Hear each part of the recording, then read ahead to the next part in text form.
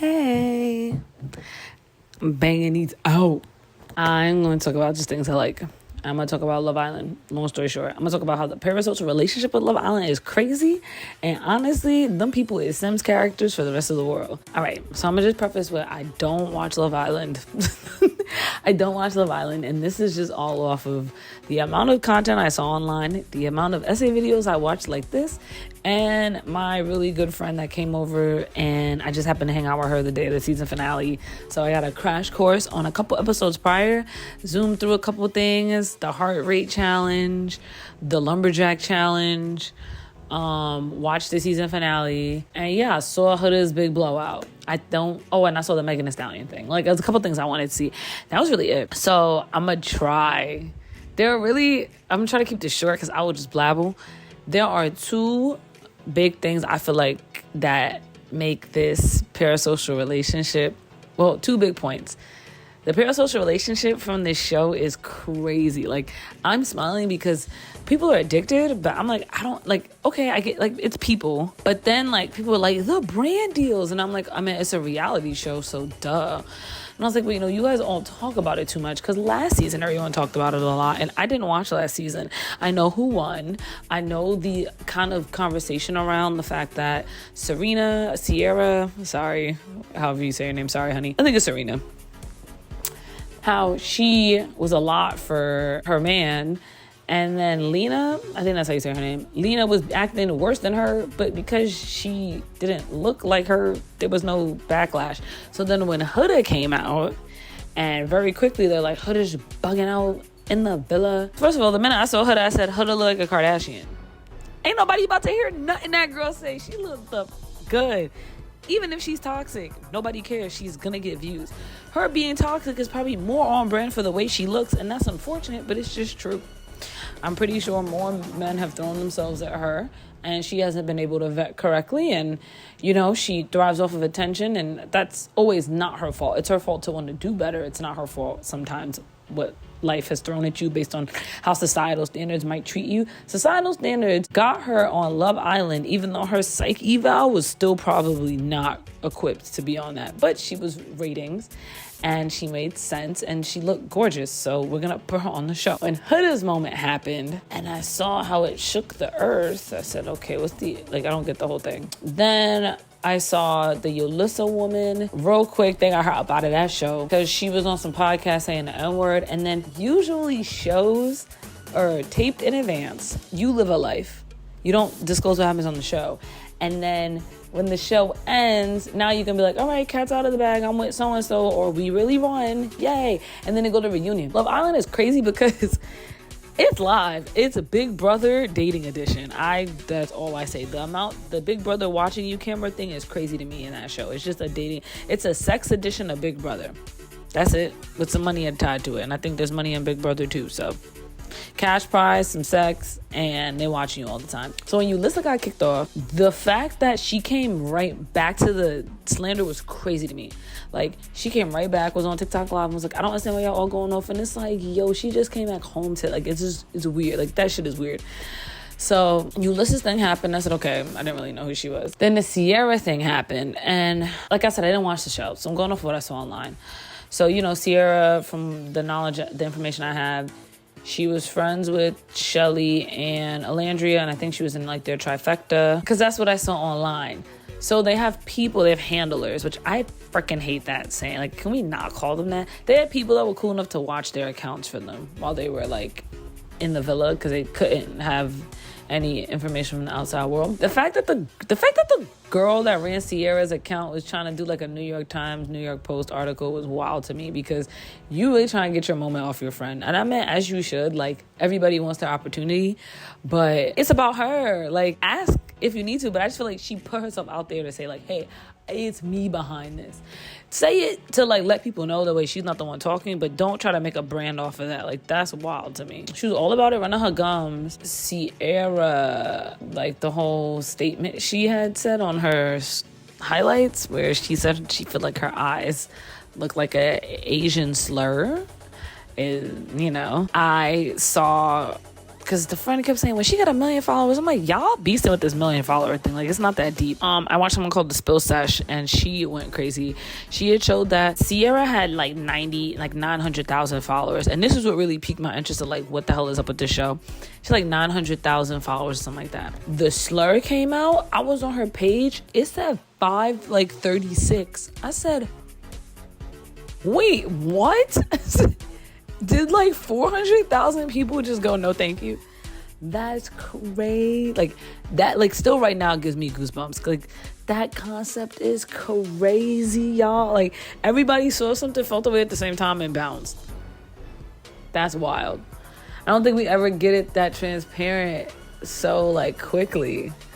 So I was like, what? So and, you know, they was going off out here, and they sent Sierra packing real quick. I think like another episode or two. And then Sierra came out here, and she was like, it was so interesting because Sierra's parents got online and was like, Sierra is not even here, y'all. Like, give it a break. We're a family. Like, relax. People tried to call ICE on Sierra family and just weird stuff. So when Sierra came out, I know a lot of people have been waiting for me to speak up about the news that's come to light recently, and now that I've been back in the US for about 48 hours and I've had the chance to process, I now feel like I'm at a space where I can speak about this without being highly emotional, because I am not the victim in this situation. While I was in the villa, there were some posts that resurfaced from my past where I was very naively using an incredibly offensive and derogatory term. And before I get into the details, I want to first start by addressing not just anyone that I have hurt or deeply offended, but most importantly, the entire Asian community. I am deeply, truly, honestly so sorry. I had no idea that the word held as much pain, as much harm, and came with the history that it did, or I never would have used it. I had no ill intention when I was using it, but that's absolutely no excuse, because intent doesn't excuse ignorance. It just doesn't. And I just need you to know that I am so sorry. But this is not an apology video. This is an accountability video. I do want to hold my hands up and say that I take accountability for using the word, but I do want it to be known that I genuinely had no idea that it was a slur. I had no idea of its meaning, and it wasn't until I made the public story post in 2024 when a follower of mine reached out to correct me and let me know that what I was saying was incredibly hurtful. It was a derogatory term. It was a slur. And in that moment, I was embarrassed. I, of course, immediately deleted the post. I was apologetic, and I educated not only myself on the true meaning and the history of the word, but also anyone around me who was accidentally holding space for this slur. When this person did message me, which I'm so grateful that she did, I had a good conversation with her about it. I made the correction immediately. The word was immediately removed from my vocabulary. And I think right now there are tons of things floating around, different screenshots with different timestamps, and fueling this narrative that I sort of doubled down once people tried to correct me and was like, oh, like, I don't know, I'm still gonna use it. But that was not the case. Like, the truth is that in that moment, the lesson was learned, the word was removed, and it was a true learning moment for me. And I think since that moment, I've done so much growing as an individual, and I've tried my best to educate others who might be accidentally holding space for these types of words that could be offensive in their vocabulary. I completely agree with the network's decision to remove me from the villa. I think that this is something that deserved punishment, and the punishment has absolutely been received for sure. I think the backlash has obviously been very hard to deal with, but I understand that people are kind of confused on why I would have even said it, or why I would have been doubling down and continuing to use it. So I understand where the hate is coming from. And, you know, I can do my best to drown out the noise and pay attention to the truth, but what's been extremely, extremely difficult is the way people are approaching my family and my loved ones. You know, they have had ICE called on them. My family doesn't feel safe in their own home. I'm receiving death threats. Like, there's no need to fight hate with hate. I don't think that that's justice. And if you want to know that you're heard and that I'm sorry and that I will move differently, I promise you that's what will happen.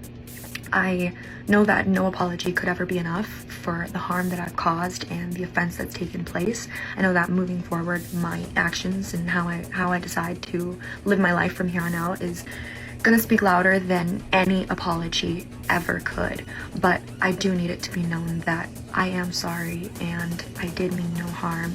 And hopefully there are people out there that can use my mistake as a learning moment, and to just be better, because that's what I'm gonna do. I'm gonna take today and tomorrow, and I'm gonna take strides to be better. And all I can ask for is, even if you won't give me forgiveness, if you can just allow me to grow with grace. And hopefully, instead of sitting here and trying to convince you that I am this amazing person who spreads light in the world and celebrates cultures and dynamics and backgrounds, then one day you can see that from me. I'm deeply sorry again, and I thank anyone who's listening. And saw what she was like faced with. They were like Sierra was like, sorry everybody. But they were saying on the show Sierra was giving kind of like, I can't wait for the brand deals to come energy. That was like a big one. So the Jalissa was big. Sierra's really what popped it off for me. Just small things like the Nick and Alandria thing. I actually do like them. I think Alandria is a little airheady when it comes to like knowing that like they're like that. Like I think she really likes him. I think she still just can't believe she's with Nick. And I don't. You know what the unfortunate part about it is? I think that it's like their fandom is bigger than their personalities are ready to handle, and I don't blame them. I think they just came outside and was like, oh, all these people really like us together, which is why Love Island's kind of corny, because I feel like if you don't do it with a person at the end, or y'all break up, it's more drama besides Huda, because Huda was just crazy from the jump, but sometimes you gotta be yourself.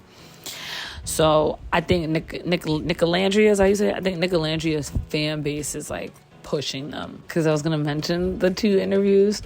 So Call Her Daddy did one days after with Huda. She went first, and then Shelly and Landry went to Keke Palmer's podcast. So to hear all of them kind of be like, it was uncharted territory. Then they did the show, knew what the show could bring, and then like saw what it did. It was kind of crazy. Like Huda will sit there and say on Call Her Daddy with Alex Cooper, they didn't like me in the house. No, you were annoying, honey. You were mad annoying.